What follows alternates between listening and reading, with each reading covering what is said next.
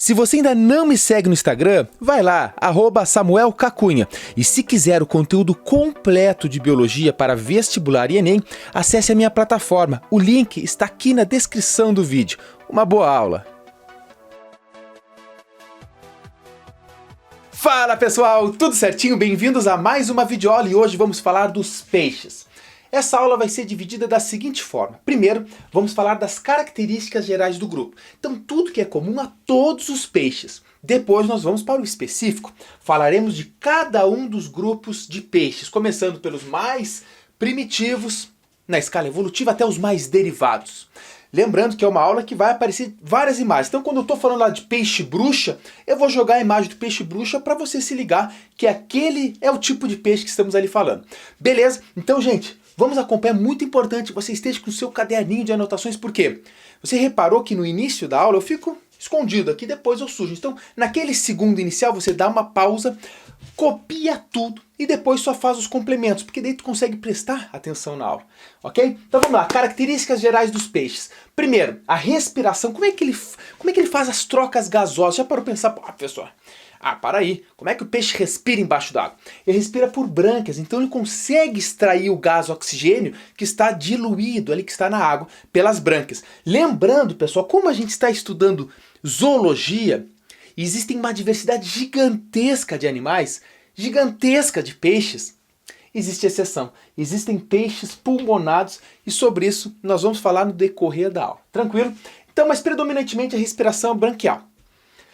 A excreção dos peixes pode ser por amônia ou por ureia, dependendo do grupo, se é peixe ósseo ou peixe cartilaginoso. Também vou falar disso no específico quando a gente falar desses dois grupos.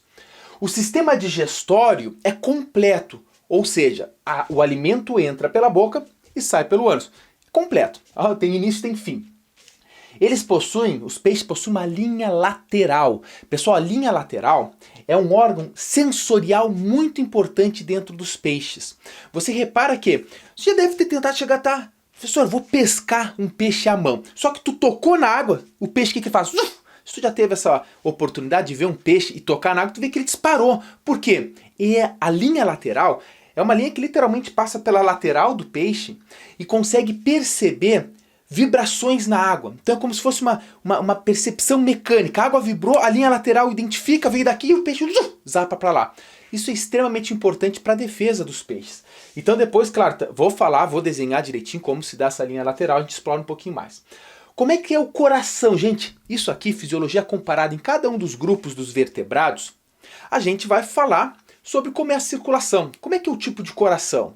E aí vocês vão ver que ao decorrer da evolução ele foi ficando mais complexo. Lá nos peixes, que foram os primeiros vertebrados, primeiros cordados vertebrados a surgirem, o coração ainda é bem primitivo, só tem duas cavidades, um átrio e um ventrículo. Aí perceba que, por ter só um átrio e um ventrículo, o coração recebe apenas sangue venoso. Imagina, o sangue passa pelo coração venoso e sai do coração venoso. Aí ele faz as trocas gasosas, fica arterial, vai pelo corpo, perde o gás oxigênio, ganha dióxido de carbono, fica venoso, chega no coração só venoso, sai do coração venoso. E ele vai num ciclo muito simples. O nosso, tu tem que te lembrar, nós temos 4 cavidades. Ele vai para o pulmão, volta para o coração, vai para o corpo. Então, no nosso caso, o sangue arterial não se mistura com sangue venoso. Nos peixes, sim. Beleza? Tranquilão. Seguindo aqui. O sistema circulatório nos peixes é fechado e simples. Fechado porque ele está sempre dentro de vasos sanguíneos. E simples porque passa apenas uma vez pelo coração, como eu recém falei para vocês. Agora, coisas que são extremamente importantes também a gente discutir, a gente se aprofundar quando estamos falando de peixes já reparou que os peixes têm um formato hidrodinâmico? Professor, o que é isso? Bom, um avião tem um formato aerodinâmico. Uns peixes, por estar na água, é hidrodinâmico. Repara que se o peixe ele fosse com a cabeça quadradona, assim, ele ia nadar e ia bater de frente com a água e não ia conseguir se deslocar rapidamente. Então o peixe ele tem a extremidade geralmente fina e dá aquela engrossada, de maneira que ele consiga deslizar na água de forma bem dinâmica. Por isso que o formato dos peixes a gente diz que é hidrodinâmico. Outra característica interessante do grupo, eles são ectotérmicos. Ser ectotérmicos é um organismo que é ectotérmico, ele não consegue controlar internamente a sua temperatura. De maneira que se na água, supondo, está 20 graus, o corpo do peixe está a 20 graus também. Na água cai para 15 graus, o corpo do peixe cai para 15 graus também. É diferente de nós mamíferos, por exemplo. Nossa temperatura fica nos 37 graus. Se está 20 graus na rua, nós temos que continuar com 37 graus. Se a tua temperatura diminui, o que vai acontecer? Se a tua temperatura diminui, você tem hipotermia e você morre. Nos peixes, não. Então nós somos endotérmicos, controlamos internamente nossa temperatura. Os peixes são ectotérmicos, não controlam internamente a temperatura do corpo. Outra coisa, peixes têm escamas. E as escamas têm classificações. Nós vamos falar da classificação dos tipos de escamas que tem de acordo com o grupo de peixes que estamos trabalhando. Outra, glândulas de muco. Os peixes, eu falei para vocês, são hidrodinâmicos, então eles têm que nadar com uma eficiência muito grande. Se tu já tivesse a oportunidade de segurar um peixe, tu vê que ele escorrega, ele vai, tu segura ele e ele sai. É um muco que esse peixe produz justamente para melhorar ainda mais o nado. Então, além de ser hidrodinâmico, ele tem esse muco que faz com que ele deslize facilmente na água sem ter atrito. Então também é interessante aí, esse muco é formado pela glândula do muco. Outra, peixes têm nadadeiras. E vocês vão ver que as nadadeiras, ao longo da evolução, elas se tornaram mais complexas. Porque as nadadeiras vão dar não somente o impulso do peixe, mas também a agilidade. Peixes têm que ser, muitos casos de peixes são caçadores, eles têm que nadar mais rápido que a sua presa, ou têm que fugir do seu predador. Então eles têm que ser altamente rápidos nisso, né? Tem que ser muito dinâmicos, eficientes, e as nadadeiras ajudam nisso também. Beleza, gente, essas são as características gerais que a gente fala de todos os peixes. Tem exceção para tudo, já falei, nós estamos falando de zoologia, tem exceção para tudo. Mas agora nós vamos abordar o que é específico de cada um dos grupos. Agora te liga, se você não se lembra tem confusão, professor, eu faço confusão lá dos cordados, quais são os tipos de cordados que tem, quais são os tipos de vertebrados que tem. Eu tenho aula específica somente de cordados, falando das características de cordados, e uma aula específica de características dos vertebrados. Então, se você se confunde ainda, é muito importante você assistir essas aulas. Se você não se confunde, fala, professor, eu quero saber só de peixes mesmo. Seguimos agora aqui. Tranquilo? Vamos lá. Essas aulas estão linkadas ou no cardzinho aqui, só clicar, ou na descrição do vídeo, você encontra. O nosso material aqui é completo. Beleza. Então, grupo dos peixes. Tem 3 grandes grupos dos peixes. Primeiro, os agnatos, depois os condrictes e depois os osteíctes. Os agnatos são peixes sem mandíbula. Os condrictes e os osteíctes já têm a mandíbula, só que te liga. Os condrictes são peixes cartilaginosos. Começa com C-O-N.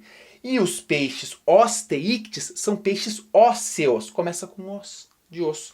Tranquilo, assim tu já sabe a característica principal de cada um dos grupos. Agora perceba aqui, gurizada, perceba aqui que eu vou pegar um gizinho, porque quem sabe faz ao vivo. Faltou isso aqui. Não tem problema, quem sabe faz ao vivo. Então eu já falei para vocês. Os agnatos também são chamados de ciclostomados porque ele tem a boca circular. Agora perceba, ele não tem mandíbula. É um peixe que ainda não tem essa mandíbula. A mandíbula, vocês vão ver ao longo da aula, que ela serve para aumentar muito a eficiência para o peixe caçar sua presa. Imagina se tu não tem algo para fechar assim. É muito mais primitivo. Esses peixes não têm a mandíbula. O corpo deles é alongado, corpo cilíndrico e longo. Vocês vão ver, são bizarros esses bichos aqui, chegar a arrepiar de medo. Assim, ó. O esqueleto deles é cartilaginoso. Eles não têm nadadeiras lateral. Gente, se não tem nadadeira lateral, a eficiência, a agilidade para o nado reduz muito. Então, tanto o peixe-bruxa quanto o lamprey, que são os exemplos que a gente vai dar aqui, eles não têm as nadadeiras laterais. Então, eles não têm uma grande agilidade para nadar.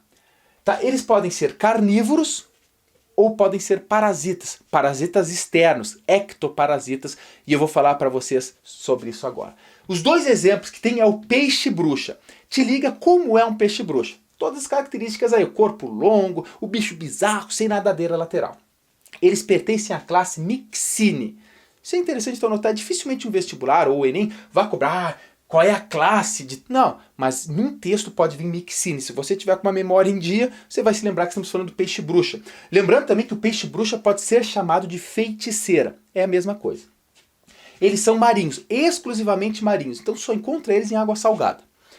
Os olhos desse peixe é bastante rudimentar. Significa o quê? A visão dele é ruim. Os olhos são estão ainda digamos, numa escala evolutiva baixa, não tem uma complexidade na visão. Possuem placas córneas, que não são dentes, mas tem, digamos, o papel dos dentes ali. Olha que interessante, isso aqui é uma informação top, top, top. Eles não têm coluna vertebral. E aí tu fala, professor, mas eles são vertebrados. Então, por isso que você assistindo a aula, que eu falo especificamente sobre os vertebrados, eu mostro para vocês naquela aula por que eles estão classificados aqui se eles não têm coluna vertebral. De qualquer forma, eles estão classificados dentro de vertebrados ou dentro de craniados. Na outra aula você entende isso melhor. E eles são monóicos. Ser monóico significa que são hermafroditas. Anota aí, gente.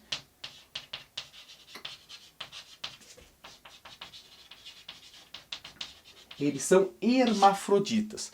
Portanto, um peixe bruxa, uma feiticeira, ele tem os dois sexos. Ele é hermafrodita. Tranquilo?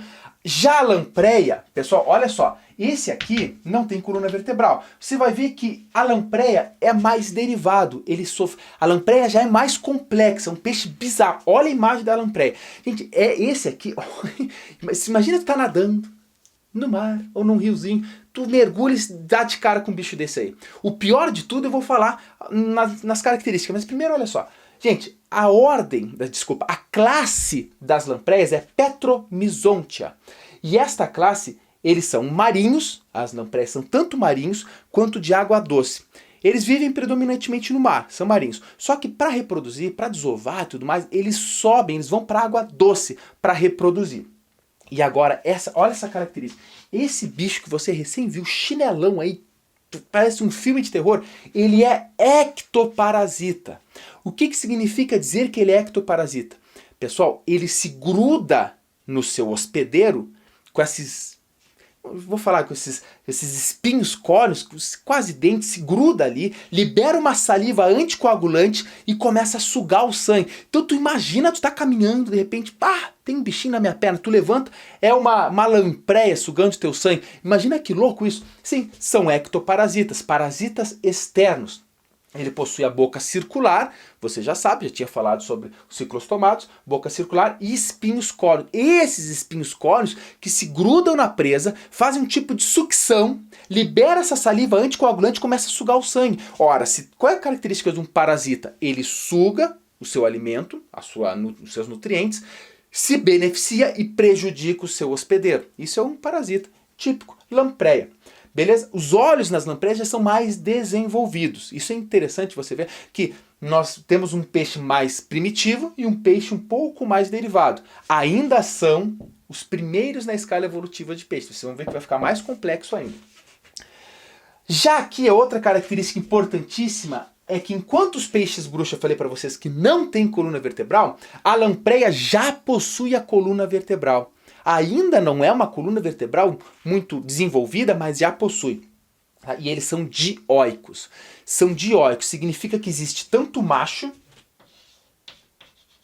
quanto a fêmea.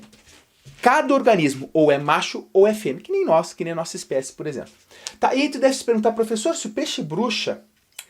Isso aqui é uma informação extra, hardcore para vocês. Se o peixe bruxa não tem coluna vertebral, como é que ele fica com seu corpo sendo sustentado na fase adulta? Ele é um animal, ele é um peixe, ele é um cordado que se mantém com a notocorda na fase adulta. Então essa notocorda auxilia na sustentação.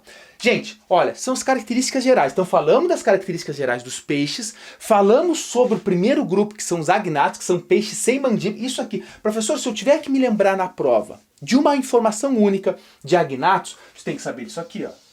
Que são peixes que não possuem mandíbula, não possuem essa pegada aqui, porque eles são agnatos. Vocês vão ver que os próximos grupos eles já possuem a mandíbula, são chamados gnatostomados, que aí vocês vão entender o motivo da importância evolutiva de ter a mandíbula. Então isso é o principal do grupo.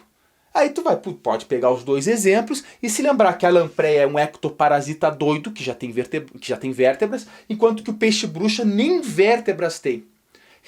E a partir daí tu já sai preparado para muitas questões de vestibular, ok? Então agora fica ligado que o quadro vai mudar, vai ficar mais aquele segundinho abaixado, você copia e a gente segue prestando atenção nessa super aula completa de peixes. Até logo! Então vamos continuar agora a nossa aula falando dos peixes com mandíbula. Esses peixes com mandíbula são chamados de gnatostomados.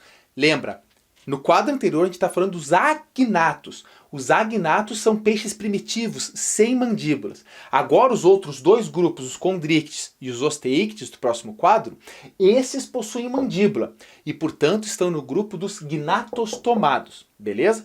Agora perceba, a mandíbula aumentou muito a eficiência na predação, porque agora esses peixes, eles possuem ossos rígidos que você pode fechar e segurar mais facilmente a sua presa. Então aumentou muito essa eficiência. Se o teu vestibular, se a sua prova do ensino médio, da faculdade, o Enem, falar sobre a importância evolutiva da mandíbula, tu pode colocar como principal aí um aumento na eficiência de predação. Outra coisa que surge nesses peixes com mandíbula é as nadadeiras laterais e ventrais. Pessoal, você ter mais nadadeira, no caso peixe, aumenta a sua agilidade para nadar. Agora você percebe que aumentando a eficiência para o nado, mais o aumento da eficiência da predação com a mandíbula, eles se tornaram agora máquinas de caçar. Eles têm mandíbulas e agora eles nadam com mais eficiência. São ótimos caçadores. Aí tu pergunta, professor, tá, mas tu tá falando que surgiu a mandíbula. Como é que surge a mandíbula? Aí é interessante você assistir a aula de evolução para entender um pouco o que é evolução, mas eu vou explicar para vocês aqui. Pessoal, quando se trata de surgimento de estruturas complexas, não é da noite para o dia, tampouco de 10 anos a 20 anos, isso aí às vezes leva centenas, milhões de anos para surgir uma estrutura assim. E esse surgimento se dá ao acaso, a partir de modificações, que vão se dando por mutações ao acaso, e elas são selecionadas pela natureza, ou seja, um processo de seleção natural. A mandíbula e, consequentemente, a maxila, esses ossos, eles surgem a partir de outros ossos que são chamados de arcos esqueléticos branquiais. São ossos que davam sustentação para as brânquias. Esses ossos passam a migrar e a formar a maxila e a mandíbula. Consequentemente, forma a boca mais complexa. Então é interessantíssimo você saber isso. Dificilmente um vestibular vai explorar isso a fundo, mas se você aqui a aula é completa, você sabe agora que as mandíbulas surgem a partir da derivação de modificações desses ossos dos arcos esqueléticos branquiais. Beleza? Show! Agora vamos falar dos condrictes. Lembrando de novo, já falamos dos agnatas. Número 1. Agora vamos falar 2, condrictes, que são os peixes que possuem esqueleto cartilaginoso. Se você for escrever direitinho na palavra científica, aqui é chondrichthyes, mas você pode falar condrictes ou peixes cartilaginosos. Os exemplos, tubarões e arraias e quimeras. Você pode chamar de raia só também, mas eu prefiro arraias. Esse aqui estão no grupo do Slamobranch, enquanto que as quimeras são holocefali ou holocéfali. Beleza, as quimeras são mais primitivos ainda, tem poucas espécies. Agora, tubarões são muito diversificados. Arraias têm diversas espécies também. Esses dois são os mais comuns e que pode cair nos vestibulares no Enem mais comumente. Característica de todos os peixes cartilaginosos: possuem escamas placoides. Gente, essas escamas placoides, elas são minúsculas e dão uma eficiência gigantesca no nado desses peixes cartilaginosos. Então eles conseguem nadar com uma eficiência muito grande. A água desliza facilmente por essas escamas e, consequentemente, junto com tudo isso que a gente já falou, eles nadam muito rápido, são ótimos caçadores. A boca é ventral. O que é a boca ventral? Onde é que é o ventre? O ventre é na parte de baixo. Então, se você reparar, tanto as arraias, os tubarões, a boca está nessa região de baixo e não bem de frente. Isso é uma característica principal e difere também dos peixes ósseos. Feito. Eles são dioicos, não são monóicos. Já falei para vocês mais cedo sobre isso. Ovovivíparos ou ovíparos. Pessoal, ovovivíparos é que o ovo fica dentro da fêmea, depois nasce dentro desse ovo, ainda aqui dentro da fêmea, e sai o tubarãozinho dali. Ou elas colocam os ovos. Ainda existem raras exceções que são vivíparos, mas nem coloquei aqui que esses são os principais. Uma coisa interessantíssima nos peixes cartilaginosos é que ele tem intestino com uma válvula em espiral. Então você imagina que o intestino está passando aqui. Ele possui uma válvula em espiral. Ou seja, o alimento ele vai passando por essa espiral aqui e, consequentemente, aumenta a eficiência de digestão e de absorção. Porque se fosse um tubo reto, o alimento passaria muito rápido. Agora ele vai passando por esse espiral e vai aumentando a digestão e a eficiência da absorção. Isso aqui também pode ser chamado em alguns vestibulares de tiflossole. Beleza? Tranquilo. Outra coisa importantíssima, a excreção, que deve colocar aqui, quem sabe fazer ao vivo, né? A excreção é ureia. A excreção principal, predominantemente, é ureia. Perceba que também é uma diferença dos peixes ósseos que eu vou falar no próximo quadro. E aí tu pergunta, professor, você imagina, vamos fazer uma filosofia pura aqui. Imagina um tubarão que vive numa água salgada, tá no mar. Tá lá no mar. E aí tu pensa assim, professor, como é que esse peixe não fica desidratado? Se você for hoje num mar aí beber um copo de água, você está colocando um monte de sal para dentro do teu corpo. Consequentemente, tu desidrata. Em vez de tu matar a sede, tu vai ficar com mais sede ainda. Mas como um tubarão, como esses peixes condrictes conseguem esse controle osmótico para não perder água, para não morrer desidratado, embora esteja dentro da água.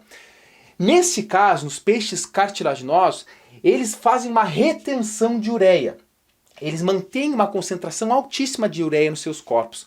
Consequentemente, ele mantém o potencial osmótico idêntico ao que está fora. Então fica em equilíbrio. É como se ele tivesse muito soluto dentro dele, da mesma quantidade que tem soluto fora dele. Então não perde água. Para você entender isso, você teria que estudar lá a nossa aula de osmose, de concentração de solvente e de soluto. Porque, veja, só fazendo uma lembrança assim, se você pegar uma lesma e colocar a lesma num pote cheio de sal, o que vai acontecer? Se colocar sal em cima da lesma, a água sai, porque sai de onde tem menos sal para onde tem mais sal. O tubarão na água, ele tem a mesma concentração de soluto que o oceano, então não perde água. Essa concentração de soluto se dá porque ele retém no seu corpo a ureia. Consequentemente, ele faz a osmorregulação, ele fica regulado no ambiente onde ele vive. Beleza. Aqui, dos dois principais exemplos, eu trago algumas novidades que podem ser cobradas em vestibulares também. Primeiro, tubarões. Gente, eu vou falar de características especiais, lembrando que isso aqui tudo é comum a todos os condrictes. Os tubarões. Eles têm constante renovação nos dentes, isso já é específico. Você percebe, os tubarões são tão eficientemente caçadores que eles perdem os dentes durante a caça, mas esses dentes são repostos durante a vida inteira. É diferente do que você, de mim, que se a gente perde um dente permanente, já era, a gente vai ter que fazer implante, porque a gente não renova os dentes. Agora eles sim, os tubarões, renovam. E na hora que ele vai caçar, você pode ver, até, assiste os filmes Tubarão da década de 70, aqueles, né?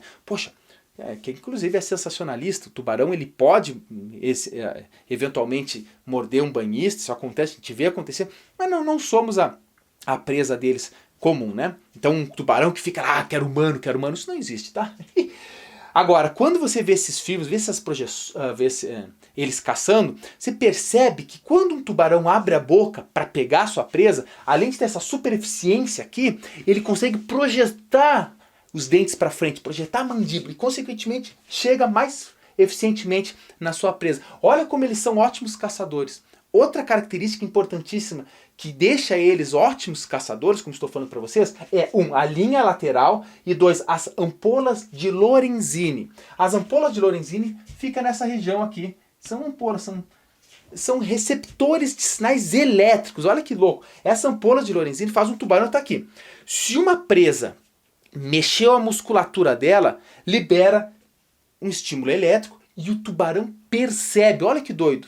Além disso, a linha lateral já não é um receptor elétrico, é receptor mecânico. Então é mecanoreceptores. Eles percebem com essa linha lateral que vai por toda a extremidade do tubarão, dos peixes no geral, né, até inclusive dos peixes ósseos, ela consegue, com essa linha, eles conseguem perceber a movimentação da água. Então, se você jogar uma pedrinha na água, essa pedrinha tripidou a água, formou uma onda ali, uma reação. Essa chega no peixe, o peixe logo percebe e vai. Isso é pela linha lateral. Então, olha que eficiente caçador são esses peixes aqui. Outra coisa interessante nos tubarões são os claspers. O clasper são duas estruturas que servem para cópula fica exclusiva do macho, que durante a cópula, na transferência ali dos gametas e tal. Então são características, isso aqui, os claspers são do macho, a fêmea não tem. Tranquilo? E para que serve os claspers? Na hora de fecundação ali, na hora de troca de gametas. Depois vem as arraias, ou raias. As arraias, gente, tem algumas características bem peculiares. Primeiro, o corpo é achatado. O corpo é achatado dorso-ventralmente. Olha que interessante, não é lateralmente, como alguns insetos, por exemplo. É dorso-ventralmente, dorso-ventralmente. Os olhos são dorsais, então você vê que os olhos das raias estão na parte de cima. A boca está na parte de baixo, né? Algumas delas, em torno de 30 e poucas espécies, possuem um espinho e nesse espinho possui veneno. Possui veneno. Ou esse espinho em formato de serra também. Isso tudo para a eficiência de caça também desses bichos. Algumas delas também, algumas espécies, podem liberar descargas elétricas. Então repara que as arraias, por elas terem esse corpo achatado, elas ficam normalmente no fundo do mar. Normalmente. Claro, eles sobem, óbvio que sim, mas eles ficam ali até para se esconder ou para conseguir ficar, né, camufladinho ali para conseguir pegar a sua presa. Então, gente, são animais muito interessantes mesmo. Quando você está estudando isso aqui, é até interessante. Sempre, não só para essa matéria, tu está estudando, vai pesquisando coisas dessas, pesquisa imagens, contextualiza, tenta ver o que tu está estudando com outras imagens também, com outras pegadas, digamos assim. Beleza? Gente, agora nós vamos para a última etapa dessa aula, o terceiro quadro, falar dos peixes ósseos. Os peixes mais derivados, digamos assim, estaria errado falar mais evoluído, por isso que eu falo mais derivado. Os peixes que na escala evolutiva surgiram por último. Fica ligado que o quadro vai mudar. Então vamos para a terceira e última parte desta aula falando dos peixes ósseos, que são os osteícteos. Se escreve osteícteas. Mas você sabendo, o osteícteos já está de bom tamanho. Então, como falei para vocês, eles possuem um esqueleto ósseo. E uma característica importante do grupo é que eles possuem uma glândula produtora de muco muito eficiente. Por que produzir muco? Esse muco se espalha pelo corpo e faz com que eles nadem com maior eficiência. Lembra que eu disse para vocês, se tentar pegar um peixe, ele vai começar a escorregar. É por causa do muco. Eles possuem escamas, só que olha só, essas escamas não são placoides, são escamas dérmicas, vem lá da derme. E te liga que elas podem ser classificadas em escamas dérmicas, ganoides, cicloides e ctenoides. Estes três tipos, a principal diferença é o formato delas. Elas se sobrepõem de maneira que a água consiga passar com maior eficiência sem ter atrito também. Então são de acordo com o formato delas. Isso é muito importante também, o opérculo é uma característica muito importante, caiu tudo aqui, é muito importante dos peixes ósseos. Esse opérculo, ele fecha as brânquias, tornando, tu vê, a água passa pela boca e sai por essa região que é o opérculo. O opérculo, então, nada mais é do que uma estrutura que fecha as brânquias. Os tubarões não têm isso, são aberturas, são fendas. Aqui é o opérculo, tranquilo? A boca, olha, outra diferença. Aqui nós estamos falando das diferenças mesmo.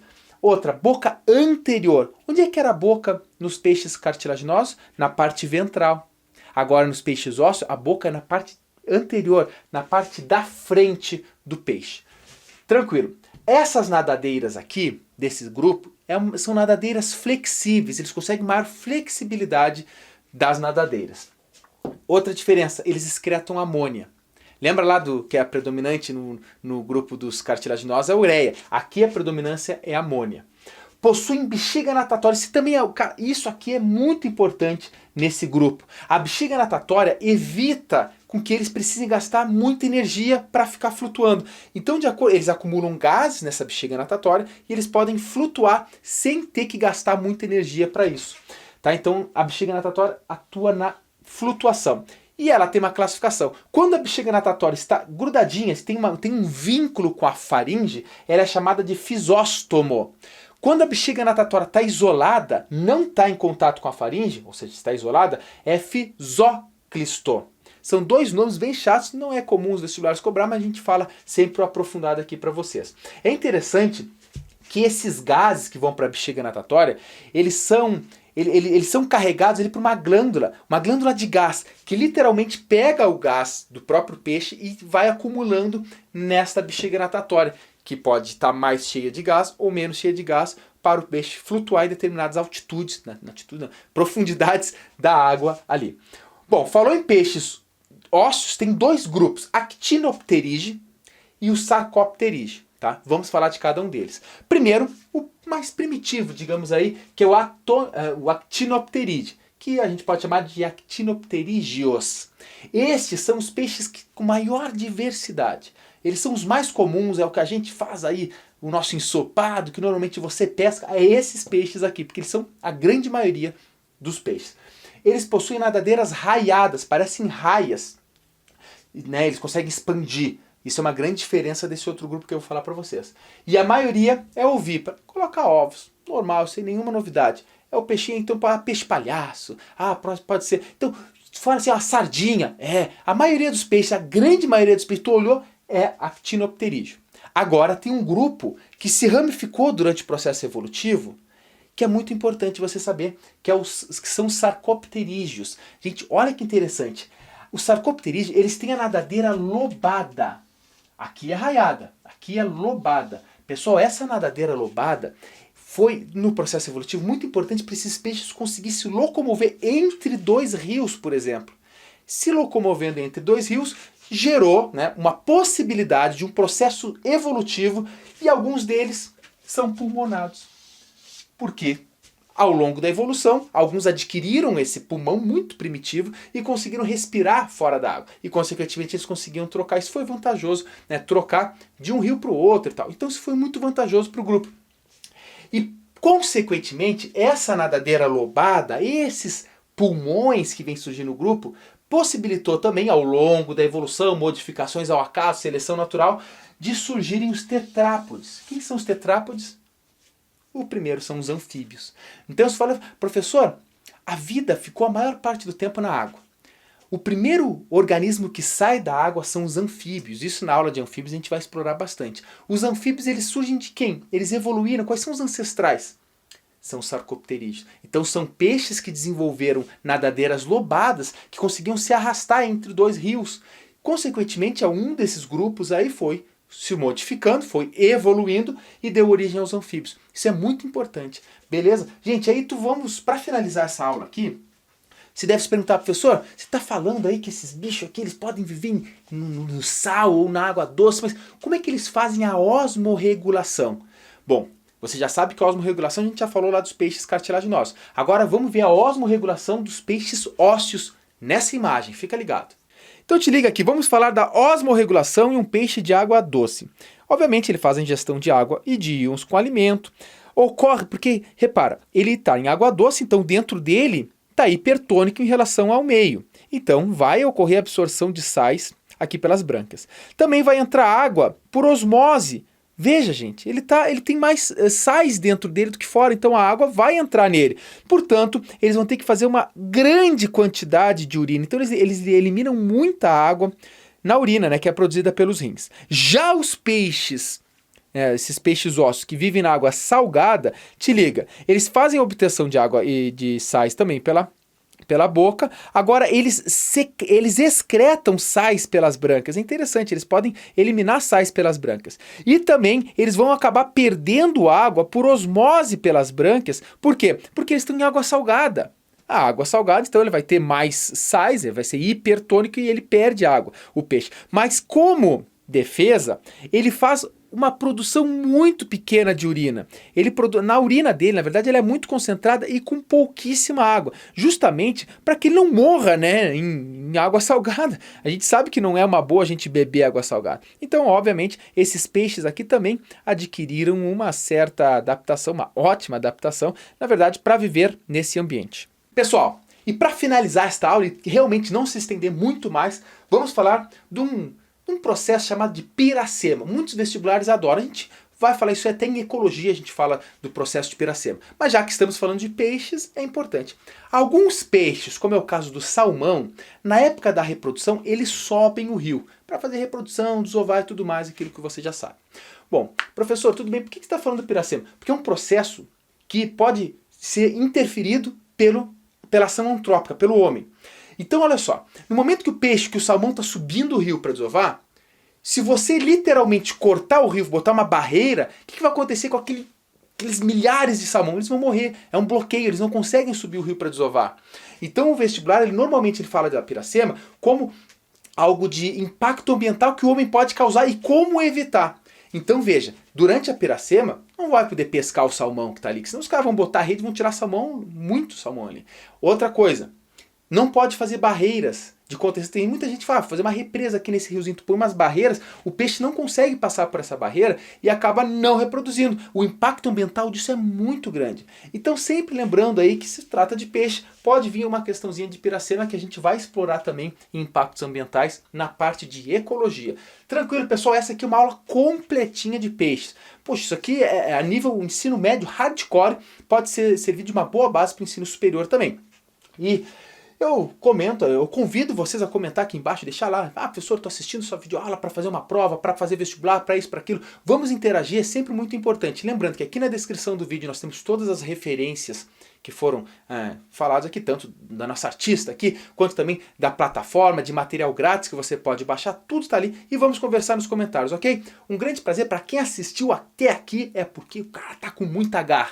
Um grande abraço, o sucesso é teu, é merecido. Nos vemos muito em breve nos próximos vídeos. Tchau, tchau.